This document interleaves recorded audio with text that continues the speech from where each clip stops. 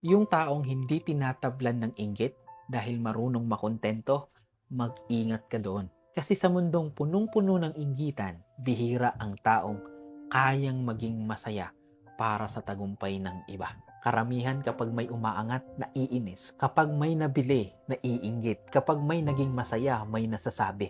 Pero may mga tao na iba, tahimik lang sila, hindi nakikipagkumpetensya, hindi abala sa buhay ng ibang tao. Nagpapalakpak pa pag may nagawa or may nakuha ang kasama nila, kapitbahay nila o kakilala nila. Pero may mga tao na iba, tahimik lang sila, hindi nakikipagkompetensya, hindi sila abala sa buhay ng ibang tao.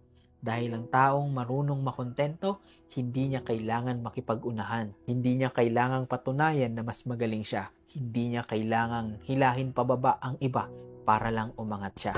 Alam niya kung ano ang meron siya at sapat na yun. Ang tao po kasing walang inggit, malinis ang isip, tahimik ang puso, hindi siya nabubuhay para sa validation ng ibang tao. Nabubuhay siya ayon sa kontento at kapayapaan. Kaya kapag may kilala kang taong hindi tinatamlan ng inggit, mag-ingat ka. Hindi dahil delikado siya, kundi dahil ang ganitong klasing tao, kapag dumating ang tagumpay sa buhay niya, walang makakapigil dahil hindi siya nabubuhay para talunin ng iba.